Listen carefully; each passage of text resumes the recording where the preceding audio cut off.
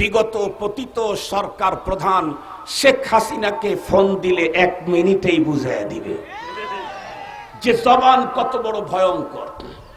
বিগত 15 থেকে 15.5 বছর পর্যন্ত কত কিছুই না এদেশে ঘটলো।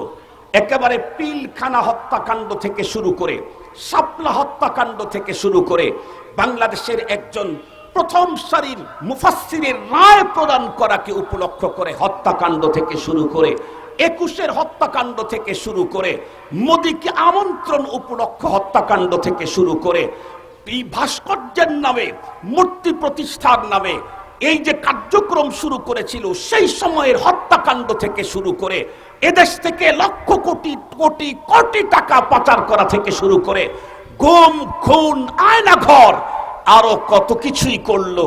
তারপরেও কিন্তু বেচারির তেমন কিছু হলো না। শেষ পর্যন্ত এসে শুধু একটা শব্দ বলে ফেললো, অমকের বাচ্চাদেরকে চাকরি দেব নাকি অমকের বাচ্চাদেরকে দেব।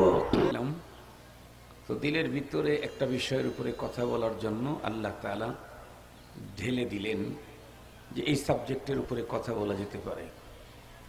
আমি আজকে মহান আল্লাহ পাকের বড় একটি নেয়ামত জবান সংক্রান্ত আলোচনা করব। জবান, আমরা প্রত্যেকেই জানি রব্বুল আলামিন আমাদেরকে অসংখ্য অগণিত নেয়ামতের বাড়ি ধারায় আমাদেরকে পালছেন, আমাদের জীবনটা চলছে। একটা মিনিট না, একটা সেকেন্ড রব্বুল আলামিনের দয়া ছাড়া পৃথিবীর কোনো কারো বাঁচবার কোনো সুযোগ নেই। প্রতিটি মুহূর্তেই আমাদের উপরে রব্বে কারীমের রহমত, দয়া, মায়া, ভালোবাসা মুষলধার বৃষ্টির মতোই বর্ষিত হচ্ছে। রব্বে কারীমের প্রতিটি নেয়ামত অনেক বড়, এর ভিতরে কোনোটা বড়র চেয়েতেও বড়। আল আহম ফাল আহম। রব্বুল আলামিন যে নেয়ামত আমাদেরকে দিয়েছেন, এগুলি পৃথিবীর কোনো মানুষ গুণেই শেষ করতে পারবে না। শুকরিয়া আদায় তো বহুত দূর কা বাত। সমস্ত বড় নেয়ামতের মধ্যে আজকে একটা নেয়ামত নিয়ে কথা বলবো, সেটি হচ্ছে জবান, কুওয়াতে তাকাল্লুম, স্পিকিং পাওয়ার, কথা বলার যোগ্যতা। আল্লাহ পাক রব্বুল আলামিনের এক বড় নেয়ামত, যেই নেয়ামতের মাধ্যমেই আল্লাহ পাক আমাকে এই চেয়ারে বসার তৌফিক দান করেছেন। আমার যেই পরিমাণে ইলমি মালুমাত যদি আল্লাহ আমাকে বাড়ায় দিতেন, কিন্তু কথা বলার যোগ্যতা যদি না থাকতো, তাহলে এই চেয়ারে বসবার কোনো সুযোগ আমার জন্য ছিল না। এই চেয়ারে বসবার জন্য আল্লাহ পাকের যে নেয়ামতগুলি আমার প্রয়োজন, তার ভিতরে অন্যতম বড় একটা নেয়ামত হলো কথা বলার যোগ্যতা। আমরা প্রত্যেকেই জানি পৃথিবীর প্রতিটি মানুষ তার ভিতরে দুঃখ, বেদনা, আনন্দ সবকিছু আরেকজনের সাথে শেয়ার করতে চাইলে জবান লাগে। যে ব্যক্তি কথা বলার যোগ্যতা রাখে না, সে প্রচন্ড ক্ষুধার মুহূর্তে তার ক্ষুধার কথা সহজে একজনকে বুঝাইতে পারে না, বুঝাইতে বড় তার কষ্ট হয়। সে তার দুঃখ আর বেদনা আরেকজনের সাথে 100 ভাগ শেয়ার করতে পারে না। সে তার ভিতরের আনন্দটাও আরেকজনের সাথে শেয়ার করতে পারে না। কথা বলার যোগ্যতা যে কত বড় নেয়ামত, এটা মূলত আমি আর আপনি এখন বুঝবো না। বুঝতে পারে ওই মানুষগুলি, যে মানুষগুলি একসময় সুন্দর কথা বলতে পারতেন। আল্লাহ ইয়াযু বিল্লাহ, আল্লাহর কাছে পানাহ চাই, কোন দুরারোগ্যের কারণে এখন সে কথাই বলতে পারে না। ওই লোক মূলত বোঝে কথা বলার যোগ্যতা কত বড় নেয়ামত। কদরে নেয়ামত বাদে সওয়াল। মুহতারাম হাজিরিন, তাহলে কথা বলতে পারা আল্লাহ পাকের একটা বড় নেয়ামত। সাথে সাথে এই নেয়ামতের সাথে আরো দামি দামি নেয়ামতকে আল্লাহ তাআলা সেটিং করে রেখেছেন। অনেক দামি দামি নেয়ামত। যেমন আমরা প্রত্যেকেই জানি আল্লাহ পাক কুল কায়নাতকে তৈরি করে তাদের তৈরির পিছনে রব্বে কারীমের টার্গেট 2টা, এই কথা কোরআন শরীফের ভিতরে বর্ণনা করেছেন। এই দুনিয়াতে যা কিছু দেখি সবগুলি তৈরির পিছনে রব্বুল আলামিনের টার্গেট হলো 2টা। একটা হলো জিন ইনসান, তাদেরকে একটা টার্গেটে তৈরি করেছেন। আল্লাহ পাক বলেন ওয়ামা খালাকতুল জিন্না ওয়াল ইনসা ইল্লা লিয়াবুদুন। জিন ইনসানের তৈরির টার্গেট হলো শুধুমাত্র কেবলমাত্র আল্লাহ পাকের ইবাদত। জিন ইনসান ছাড়া আর যত সৃষ্টিকুল আছে সমস্ত সৃষ্টিকুলকে আল্লাহ পাক সৃষ্টি করেছেন আর একটা টার্গেটে। কোরআন শরীফ আল্লাহ তাআলা বলেন, হুয়াল্লাযী খালাকা লাকুম মা ফিল আরদি জামিআ। তিনি ওই সত্তা যিনি তোমাদের কল্যাণে জমিনের সবকিছুকেই তৈরি করেছেন। জমিনের সবকিছু আল্লাহ পাক তৈরি করেছেন মানব দানবের কল্যাণে। আর মানব দানবকে আল্লাহ পাক তৈরি করেছেন একমাত্র শুধুমাত্র কেবলমাত্র তার ইবাদতের জন্য। যে ইবাদতের জন্য আমি তৈরি হলাম সেই ইবাদতের শ্রেষ্ঠ ইবাদতের কথা রাসূল করিম সাল্লাল্লাহু আলাইহি ওয়াসাল্লাম বলেছেন, আফযালুল ইবাদাতি তিলাওয়াতুল কোরআন। এই হাদিসের ব্যাখ্যা আছে, আমি ব্যাখ্যার দিকে যেতে চাচ্ছি না। ইবাদতের স্তর আছে, শ্রেণীবিন্যাস আছে, কোনটা ফারা, কোনগুলি ফারায়েজ, কোনগুলা ওয়াজিবাত, কোনগুলা সুনান, কোনগুলা মুস্তাহাব্বাত। এই দিকে আমি যাচ্ছি না। নবীজিও মুতলাক বলেছেন আফজালুল ইবাদত, আমি ওইভাবেই তর্জমা করলাম সর্বশ্রেষ্ঠ ইবাদত কোরআনে পাকের। কথা বলেন না একটু? সর্বশ্রেষ্ঠ ইবাদত কোরআনে পাকের তিলাওয়াত। আমি জিজ্ঞাসা করতে চাই, আমি তো তৈরি ইবাদতের জন্য, আর সেই ইবাদতের শ্রেষ্ঠ যেটা, সেটা কি হাত দিয়ে, পা দিয়ে, পেট দিয়ে, পিঠ দিয়ে, মাথা দিয়ে, কান দিয়ে, নাক দিয়ে হবে? কি দিয়ে হবে? জবান। আলহামদুলিল্লাহ বলেন। জবান এমনি তো এক দামি নেয়ামত, এরপরে আবার এর সাথে সেটিং করে রেখেছেন শ্রেষ্ঠ ইবাদত। যে ইবাদতের জন্য আমি তৈরি হয়েছি, এর শ্রেষ্ঠতা যদি কেউ পালন করতে চায়, আমল করতে চায়, তাহলে তার জন্য জবান লাগবে। একজন যদি বিশ্বসেরা হাফেজ হয় কিন্তু জবান যদি তার না থাকে, তাহলে প্রতিযোগিতায় ফার্স্ট হওয়া তো দূরের কথা, লাস্ট হওয়ার সুযোগও নাই। জবান কত দামি, এমনি দামি, এরপরে তার সাথে শ্রেষ্ঠ ইবাদতের আল্লাহ তাআলা লাগিয়ে দিয়েছেন। দাম কমলো না বাড়লো? শুধু এতটুকুন না, আমরা প্রত্যেকেই জানি রাসূল করিম সাল্লাল্লাহু আলাইহি ওয়াসাল্লাম আরো ইরশাদ করেছেন, আফজালুদ যিকির লা ইলাহা ইল্লাল্লাহ। সর্বশ্রেষ্ঠ জিকির যেটা, সেটা হলো লা ইলাহা ইল্লাল্লাহ। বলুন তো দেখি, এটা কি হাত পা, পেট পিঠ, টাকা পয়সা দিয়ে হয়? এই ইবাদত পালন করতে কি লাগে? জবান লাগে। তাহলে জবানের দাম কমতেছে না আরো বাড়তেছে? বাড়তেছে। এরপরে আরো যদি গভীরে তাকান তাহলে অবাক হয়ে যাবেন। আল্লাহ পাক কোরআনে হাকিমে আমাদেরকে অনেক অর্ডার করেছেন, আকিমুস সালাহ, নামাজ কায়েম করো, আতুজ যাকাত, যাকাত আদায় করো, হজ্জুল, তারপরে হিজ্জুল বাইত, আল্লাহর ঘর তওয়াফ করা, হজ্জে বাইতুল্লাহর অর্ডার করেছেন, কাতিলু জাহিদু ফি সাবিলিল্লাহ, আল্লাহর রাস্তায় জিহাদ করো, রোজা রাখো, হজ করো, যাকাত দাও, কোরআন পড়ো। বহুত অর্ডার আল্লাহ পাক করেছেন, কিন্তু একটা অর্ডার আল্লাহ পাকের এমন আছে যেই অর্ডারটা আল্লাহ বান্দাকে করার আগে একটা মেসেজ দিয়েছেন। কি মেসেজ দিলেন? আল্লাহ প্রথমে মেসেজ দিলেন, আমি এবং আমার ফেরেশতাকুল এই কাজটা করি। এরপরে আল্লাহ পাক বান্দাকে অর্ডার করলেন, হে ঈমানদারেরা, তোমরাও এই কাজটা করো। বলুন তো দেখি, ডাইরেক্ট আল্লাহ পাক অনেক কাজের অর্ডার দিয়েছেন, আর একটা কাজের অর্ডার দেওয়ার আগে নিজে এই কাজ করেন, ফেরেশতাকুল এই কাজ করে, এই মেসেজটা দিয়ে তারপরে আমাকে ওই কাজ করার জন্য বলেছেন। তাহলে আল্লাহ পাকের অন্য অর্ডারের তুলনায় এই অর্ডারের গুরুত্ব কম হবে না বেশি হবে? নিশ্চিত বেশি হবে। কেন? রব নিজেই এটা করেন, সেটা আমাকে করতে বলেছেন। এটা তো অনেক দামি অর্ডার। সেটি কি? আল্লাহর কোরআন, আল্লাহ বলেন, ইন্নাল্লাহা ওয়া মালাইকাতাহু ইউসাল্লুনা আলান নবী। নিঃসন্দেহে আল্লাহ এবং ফেরেশতাকুল নবীর প্রতি দরুদ সালাত পাঠায়। সালাতের চার অর্থ। এগুলি বিশ্লেষণ করার টাইম আমার নেই। মুহতারাম হাজরিন, আল্লাহ বলেন আল্লাহ এবং ফেরেশতাকুল নবীর প্রতি সালাত পাঠায়। সুতরাং ইয়া আইয়ুহাল্লাযীনা আমানু সাল্লু আলাইহি ওয়া সাল্লিমু তাসলিমা। সঙ্গত কারণে ও ঈমানদার, তোমরাও নবীর প্রতি সালাত এবং সালাম পৌঁছাও। আমি জিজ্ঞাসা করতে চাই, যে কাজ আল্লাহ নিজে করেন সেটা আমাকেও করতে বলেছেন, সেই কাজটা সম্পাদন করতে চাইলে টাকা পয়সা পিঠ দিয়ে হবে না জবান লাগবে? বলুন তো দেখি, তাহলে জবানের দাম কমতেছে না আরো বাড়তেছে? আরো বাড়তেছে। আরো আর এক কথা শুনলে আরো অবাক হয়ে যাবেন, খুব ভালো করে বুঝবেন। এই যে আজকে লক্ষ লক্ষ লক্ষ 1 লক্ষ টাকা ব্যয় আজকের এই বিশাল সমাবেশ, আপনারা দিনের বেলায় হাজার কাজ ফেলে রেখে এখানে এসেছেন। আমরাও অনেকে কষ্ট করে এসেছি। অনেক মনে করে হুজুররা তো হেলিকপ্টারে চড়ে আসতেছে যাচ্ছে।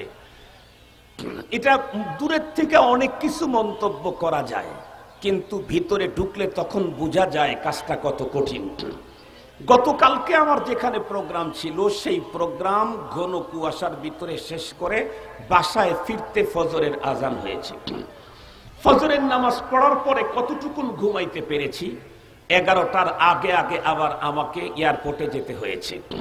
তাহলে বুঝেন কতটুকুন ঘুমের সুযোগ হয়েছে। এখান থেকে ঢাকায় ফিরে আবার আরেকটা জায়গায় ওয়াদা ঠিক রাখার জন্য যেতে হবে। মুহতারাম হাজরিন, যাই হোক, যত কষ্ট যত মানুষই করতেছে, সমস্ত মানুষের এই কষ্টের পিছনে টার্গেট কিন্তু একটা। সেটি কি? পরপারে মরণের পরে আমরা আল্লাহ পাকের জান্নাতি হতে চাই। কথা বলেন, কথা বলেন।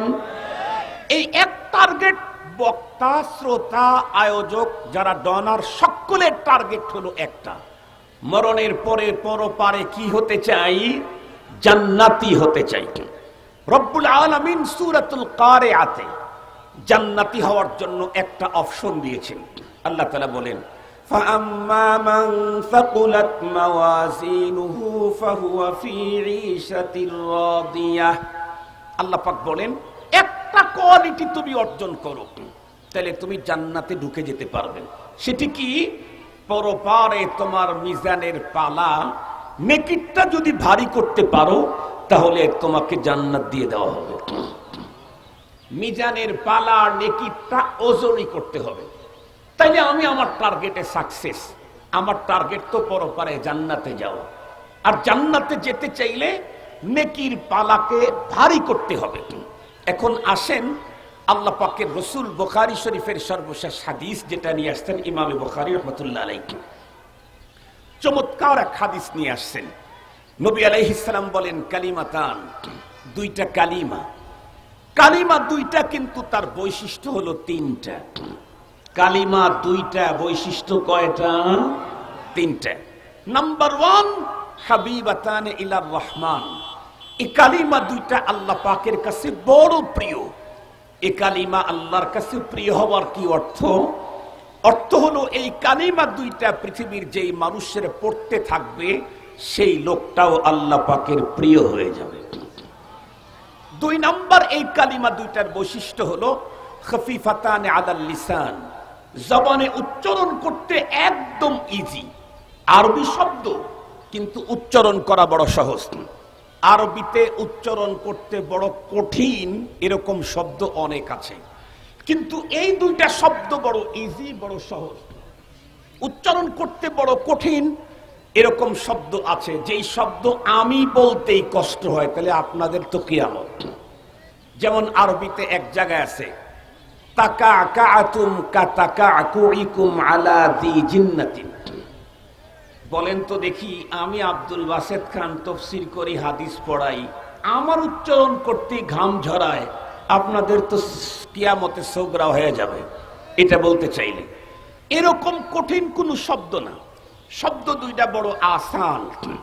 কত আসান! সুবহানাল্লাহি ওয়া বিহামদিহি সুবহানাল্লাহিল আযীম। একবার পড়ি, সুবহানাল্লাহি ওয়া বিহামদিহি সুবহানাল্লাহিল আযীম। বলুন তো দেখি, মুখস্থ হয়েছে না হয় নাই? উচ্চারণ করতে কি অনেক বেশি কষ্ট হয়েছে? নবীজি বলছেন খাফিফাতানি আলাল লিসান, কষ্ট হওয়ার তো কোনো সুযোগই নাই। তবে এই কালিমা দুইটার 3 নম্বরের গুণ যেটা, এটাই আমার আজকের আলোচনার মূল টার্গেট। সেটা হলো সাকিলাতানে ফিল মিজান।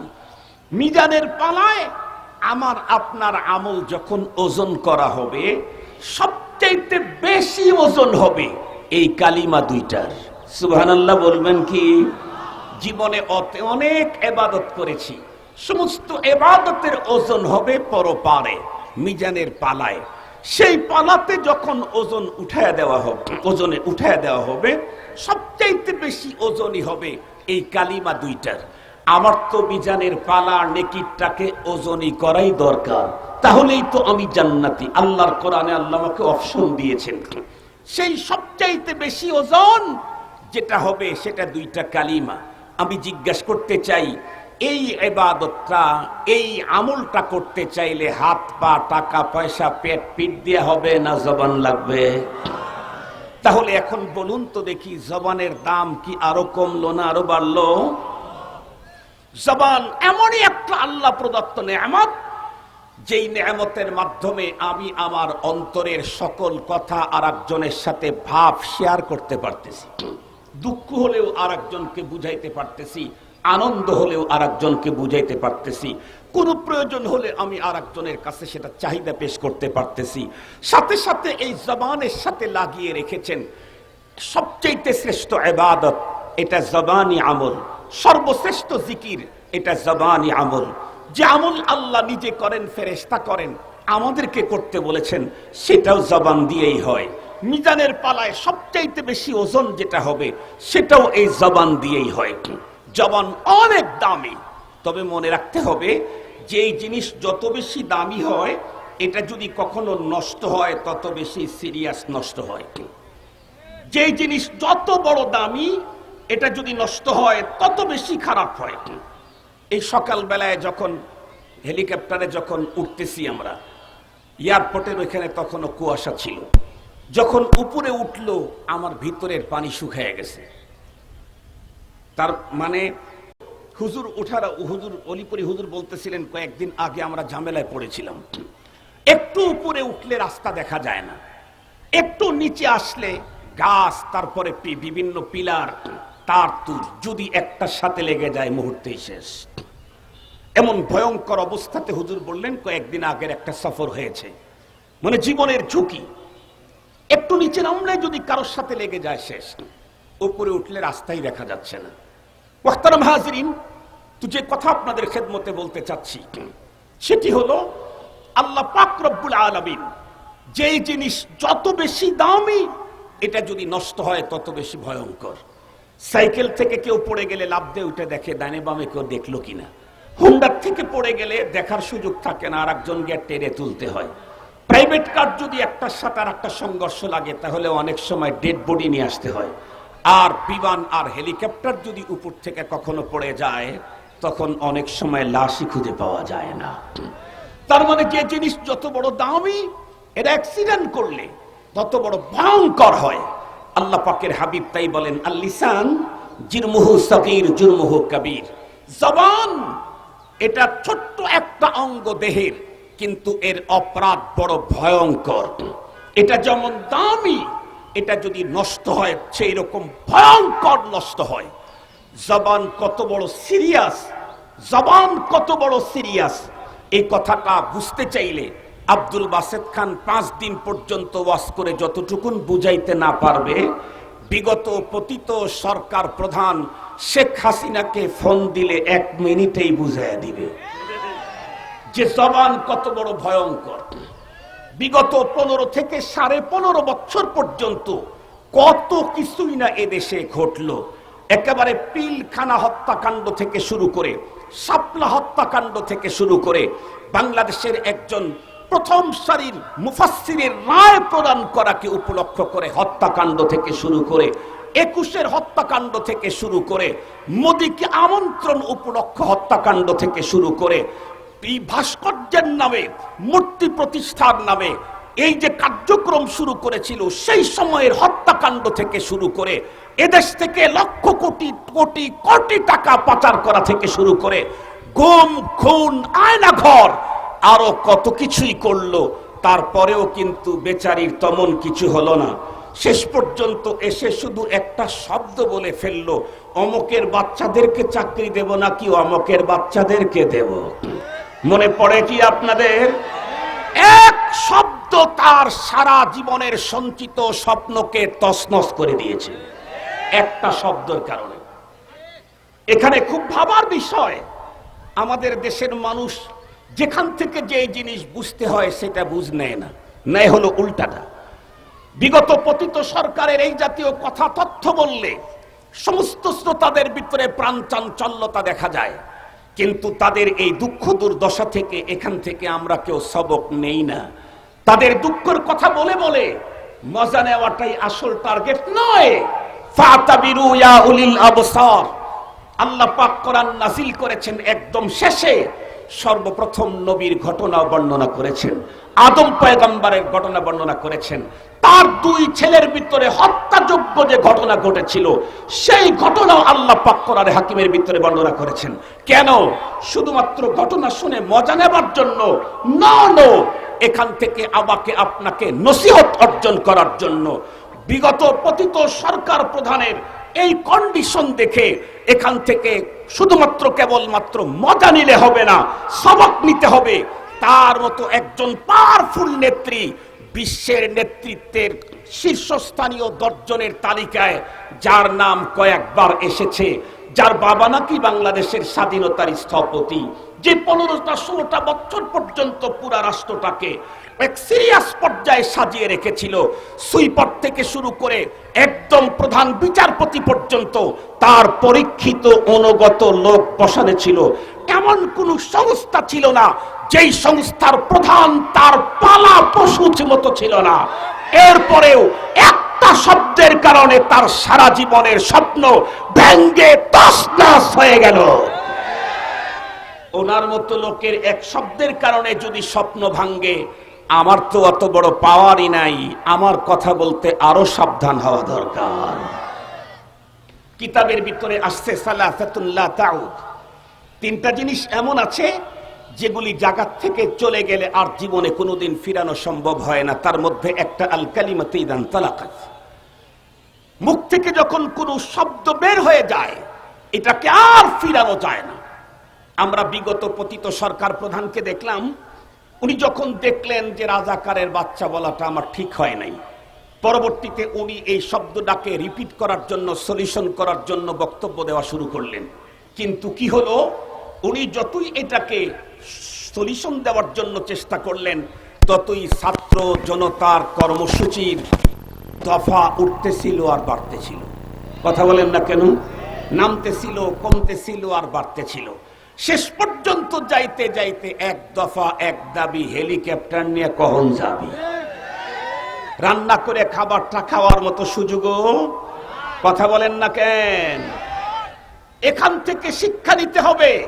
আমি যা বলছি আমারও কিন্তু এমন শব্দ যেন মুখ থেকে বের না হয় যেই শব্দের কারণে আমার গলার ভিতরে জুতার মালা পড়ে। এমন শব্দ যেন আমার মুখ থেকে বের না হয় যেই শব্দের কারণে জাতির সামনে আমাকে লজ্জিত হতে হয়। বিল খুসুস এমন শব্দ যেন আমার মুখ থেকে কখনোই বের না হয় যেই শব্দের কারণে আল্লাহর আদালতের ভয়ঙ্কর আসামির কাঠগড়ায় দাঁড়াতে হয়। মুসলমান ভাইরা আমার ভালো করে বুঝবেন,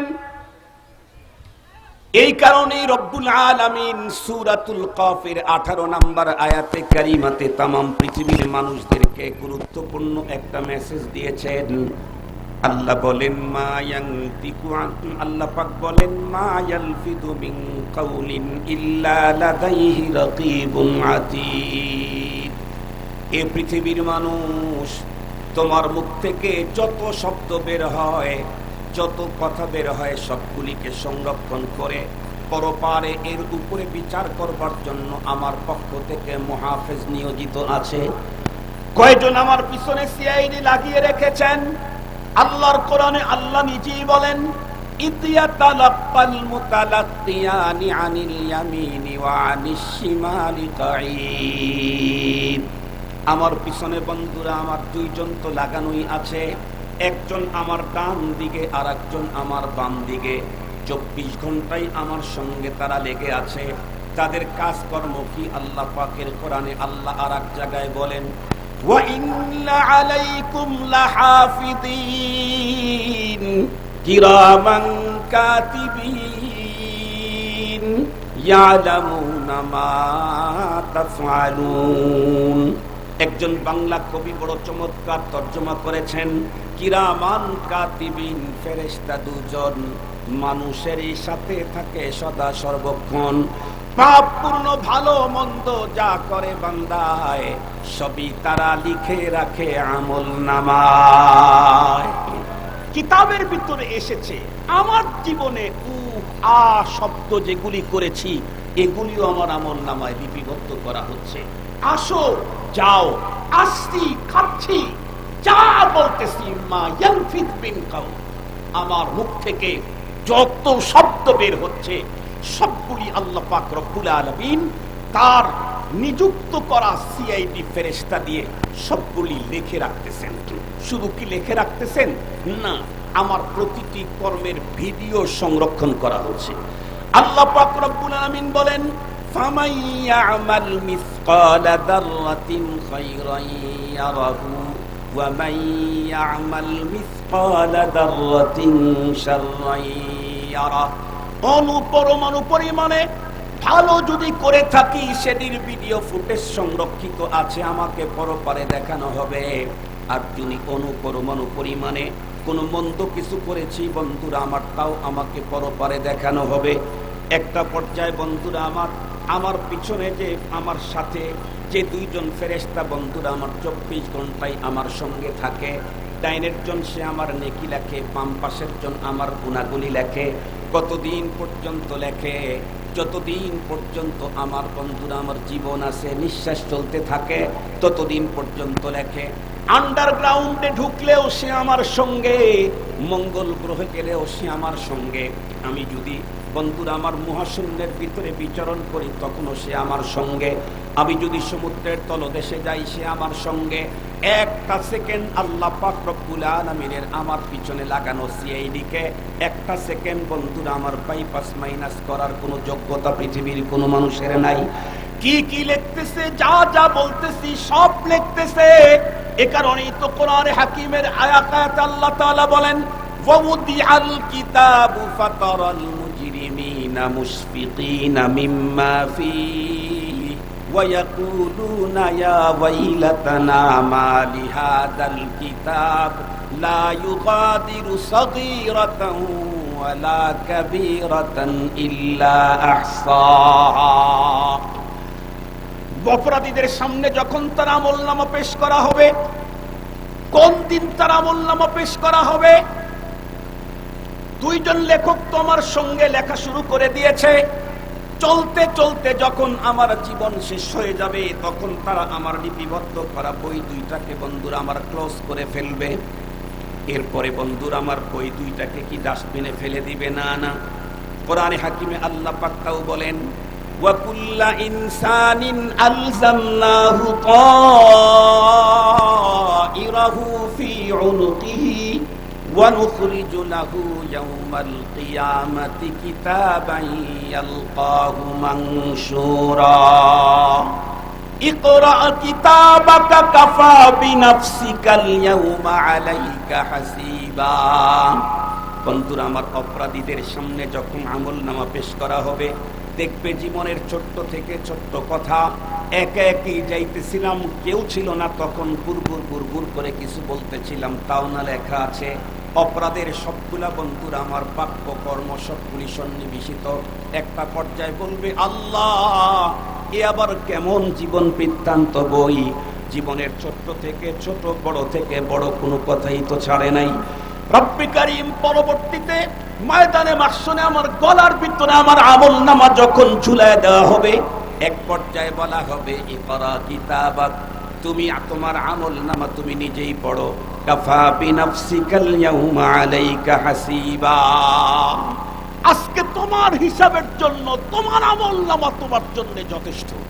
নতুন বিচারক নিয়োগ দেওয়ার দরকার নেই। কেন? ওয়াজাদু মা আমিলু হাদিরা। জীবনে যা করেছি গোপনে ওপেনে কাউকে বুঝতে দেই নাই, কিন্তু আমি তো রব্বে কারীমের সিআইডি কে ফাঁকি দিতে পারি নাই। যে ওস্তাদ আমাকে লালন করে বড় করলো তার বিরুদ্ধেই ষড়যন্ত্র করলাম। যে বাবা আমাকে নিজে না খেয়ে আমার জীবনটাকে রক্ষা করার জন্য জানতর মেহনত করলো, সে বাবাকেই ষড়যন্ত্র করে বাড়ি থেকে বের করে বৃদ্ধাশ্রমে পাঠাইলাম। যা করেছি জীবনে একা একা গোপনে ওপেনে, বন্ধুকে নিয়ে, ফ্রেন্ড সার্কেলকে নিয়ে, নেতাকে নিয়ে, অন্য কাউকে নিয়ে, সবগুলি আমার কর্ম আমার সামনে দিবালোকে নেই, স্পষ্ট হবে। সেদিন দেখতে পাবে কোন ভালো কাজের কোন মজা, কোন অপরাধের কোন সাজা, এটা তো দেখতে পাবে। সপ্তাহের সামনেই নগদ নগদ মজা আর সাজা মানুষ নিয়ে যাবে আল্লাহর আদালতে। এই ভালো কাজের এই মজা, এই ভালো কাজের এই মজা, এই মন্দ কাজের এই সাজা, এই মন্দ কাজের এই সাজা নিজের চোখে দেখতে পাবে। এই জন্য দেখবেন অনেক দোকানে গেলে দোকানদারকে জিজ্ঞেস করা দরকার হয় না, ওখানে লেখাই আছে 20 টাকা, লেখাই আছে 30 টাকা, মালটা হাতে নিয়ে 30 টাকা দিয়ে দিলেই হয়ে গেল। পরপারে তো মানুষ এমনি দেখবে, লা ইউযলামুনা ফাতিলা, কিঞ্চিত পরিবারে কার উপরে জুলুম করা হবে না। মনে রাখতে হবে, মনে রাখতে হবে, মনে রাখতে হবে। এই দুনিয়াতে যেমন আমার একটা শব্দ আমার জীবনের স্বপ্নকে তছনছ করে দিতে পারে, এই দুনিয়াতে আমার মুখের একটা শব্দ আমার 70-80 বছরের ঈমান আর আমলকেও তছনছ করে দিতে পারে। বাংলাদেশে তো এখন ঈমান নষ্ট হওয়ার নতুন আর এক কারখানা শুরু হয়েছে কয়েক বছর ধরে, তার নাম হলো রাজনীতি। শুধুমাত্র কেবলমাত্র রাজনৈতিক পদ পদবীর লালসায় জবান দিয়ে কখন কি বলতেছে তার কোনো ইয়ত্তা নাই, এর কোনো ফিকির নাই। কেউ তো বলেই ফেলতেছে কোরআনে পাকের সাথে রাজনীতির কোনো সম্পর্ক নাই। আবার কেউ বলতেছে প্রথম পরিচয় বাংলাদেশী, লা হাওলা ওয়ালা কুওয়াতা ইল্লা বিল্লাহ, নাউযুবিল্লাহ। স্পষ্ট কথা বলতে চাই, আমার প্রথম পরিচয় আমি মুসলিম, আমার প্রথম পরিচয় আমি বাংলাদেশী নই। মাতৃভূমির মায়াই যদি ঈমানের চাইতে বেশি হতো, মুহাম্মদুর রাসূলুল্লাহ সাল্লাল্লাহু আলাইহি ওয়াসাল্লাম মাতৃভূমি মক্কার জমিনকে ছাড়তেন না। জাতির পিতা ইব্রাহিমে খলিল জন্মভূমিকে ছাড়তেন না। ইব্রাহিমে খলিল ঈমানের জন্য জন্মভূমি ছেড়েছেন।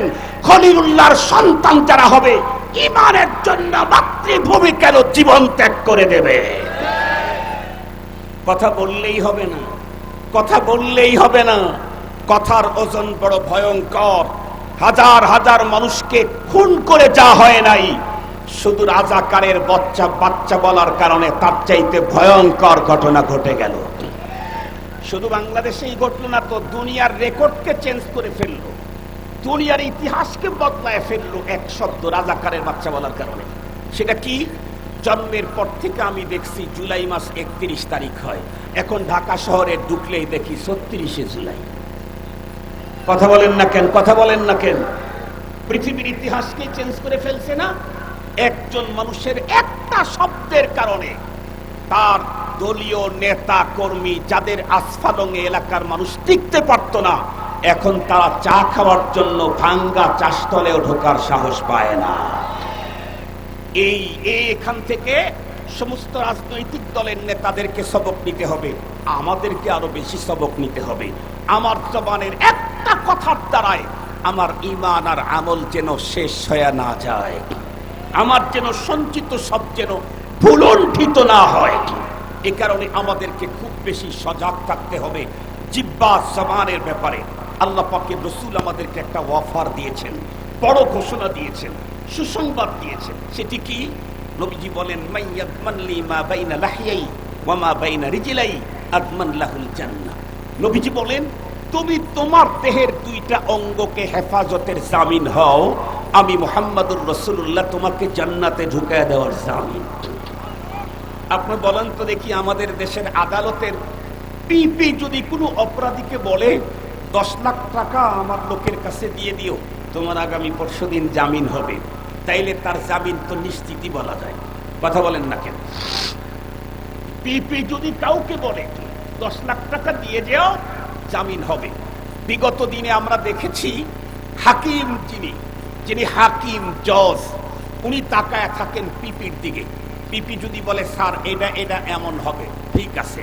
আর পিপির কাছে ওহী আসতো সচিবালয় থেকে, মন্ত্রণালয় থেকে। কথা কি বুঝাইতে পারছি আপনাদেরকে? পিপির কাছে ওহী আসতো কোথা থেকে? সচিবালয় আর মন্ত্রণালয় থেকে। ওখান থেকে পিপিকে জানায় দেওয়া হতো। পিপি জিজ্ঞাসা করতো এজলাসে বিচারপতি বসার আগে, পিপি সাহেবকে জিজ্ঞাসা করতো আজকে কি করা যায়, বলে এইটা এটা সিদ্ধান্ত। মোহতারাম হাজিরিন, পিপি যদি কাউকে বলে তুমি আমাকে এটা করো, তোমার জামিন নিশ্চিত। আল্লাহ পাকের আদালতে সবচেয়ে বড় পিপি হলেন মুহাম্মাদুর রাসূলুল্লাহ সাল্লাল্লাহু আলাইহি ওয়াসাল্লাম। পয়গম্বর যদি কাউকে বলেন তুমি এটা করো, আল্লাহর আদালতে তোমাকে নির্দোষীতে খালাস করে দেওয়ার জিম্মাদারি আমার। এটা মিস হওয়ার কোনো সম্ভাবনা নাই। সেই রাসূল আমাদেরকে কি বললেন? মাইয়াদমান লি মা বাইনা লাহিয়াই ওয়া মা বাইনা রিজলাই আদমান লাহুল জান্নাহ। তোমাদের ভিতরে কেউ তোমার নিজের দেহের 2 অঙ্গের জামিন হও, সেটা হলো তোমার জবান কন্ট্রোল করো, লজ্জাস্থান কন্ট্রোল করো, আমি তোমাকে আল্লাহর জান্নাতে ঢুকায়া দেওয়ার জামিন। আমরা নিজেরা আমাদের এই 2 অঙ্গকে হেফাজত করতে পারবো না ইনশাআল্লাহ? পারবো না ইনশাআল্লাহ? আল্লাহ পাক আমাদেরকে তৌফিক দান করুক।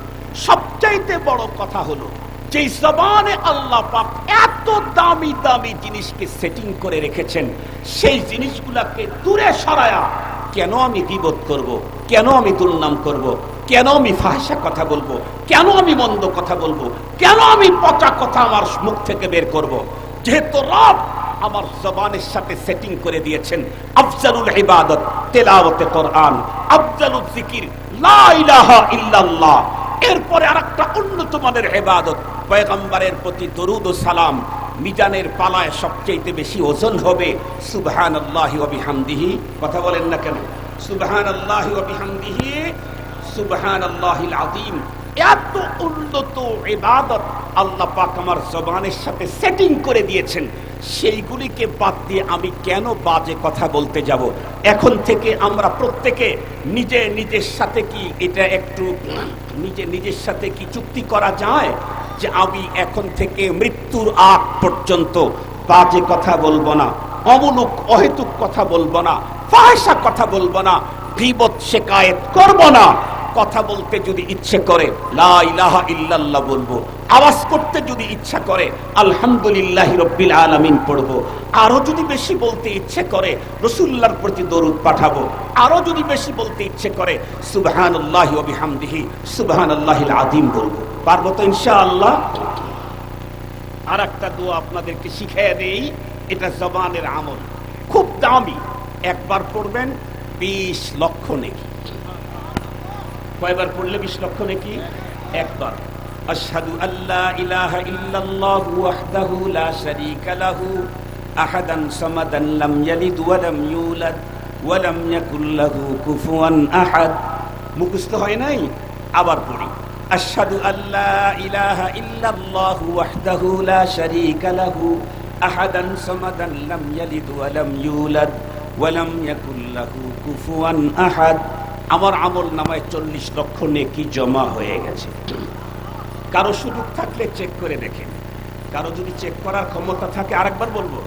আশহাদু আল্লা ইলাহা ইল্লাল্লাহু ওয়াহদাহু লা শারীকা লাহু আহাদান সামাদান লাম ইয়ালিদ ওয়া লাম ইউলাদ ওয়া লাম ইয়াকুল লাহু কুফুয়ান আহাদ। আরেকবার পড়ি, তাহলে আমার 80 লাখ নেকি হয়ে যাবে, 1 কোটি পূর্ণ করব ইনশাআল্লাহ। আশহাদু আল্লা ইলাহা ইল্লাল্লাহু ওয়াহদাহু লা শারীকা লাহু আহাদান সামাদান লাম ইয়ালিদ ওয়া লাম ইউলাদ ওয়া লাম ইয়াকুল লাহু কুফুয়ান আহাদ। আশহাদু আল্লা ইলাহা ইল্লাল্লাহু ওয়াহদাহু লা শারীকা লাহু আহাদান সামাদান লাম ইয়ালিদ ওয়া লাম ইউলাদ ওয়া লাম ইয়াকুল লাহু কুফুয়ান আহাদ। ওয়া আখিরু দাওয়ানা আলহামদুলিল্লাহি রাব্বিল আলামিন। আসসালামু আলাইকুম ওয়া রাহমাতুল্লাহি ওয়া বারাকাতুহু। নারায়ে তাকবীর, নারায়ে তাকবীর। ইদ্রিস আহমেদ আগমন, শুভেচ্ছা স্বাগতম।